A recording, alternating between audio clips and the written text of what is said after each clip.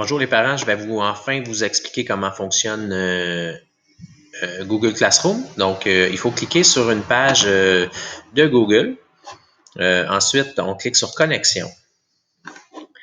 On va utiliser un autre compte. Donc, Ellie, j'avais déjà son code, son adresse ici. Donc, on rentre l'adresse. Ensuite, on va faire Suivant. Ça va demander le mot de passe. Là, je vais le réécrire juste pour être sûr. C'est-tu bien ça? Non, pas du tout. OK. Ensuite, là, ça va vous demander à un moment donné, voulez-vous, acceptez-vous, blablabla. On dit oui, j'accepte. Ensuite, ça va vous ouvrir une page ici. Vous allez cliquer ici sur les 9 petits carrés, les applications Google. Ensuite, vous allez avoir l'onglet Classroom. Okay. Et là, ici, en théorie, il devrait avoir voulez-vous vous connecter à la classe de M. Jean-Simon? Donc, on fait rejoindre le groupe. Et ensuite, on clique ici.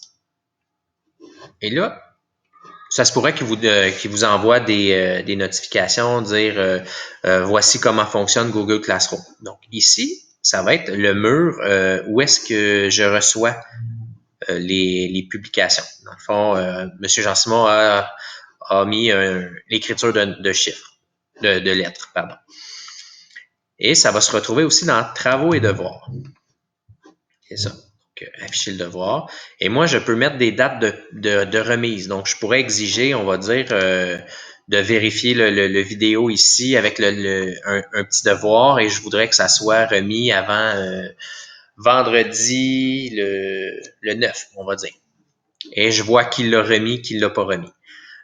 Ensuite, il va y avoir des plans de travail. Donc, les plans de travail, je vais les mettre là à chaque semaine. Donc, on va avoir, en fait, on va avoir un plan de travail qui va vous être remis aussi dans le duotang COVID. Mais vous allez l'avoir papier, mais version aussi Google Classroom. Ensuite, si on retourne dans Flux, donc demain, on va utiliser Meet. Donc, juste à cliquer sur le lien ici, ça va vous ouvrir une page Meet. Là, ça va vous demander, voulez-vous connecter avec l'audio? Oui. Et on va faire participant. Là, je ne le ferai pas pour tout de suite.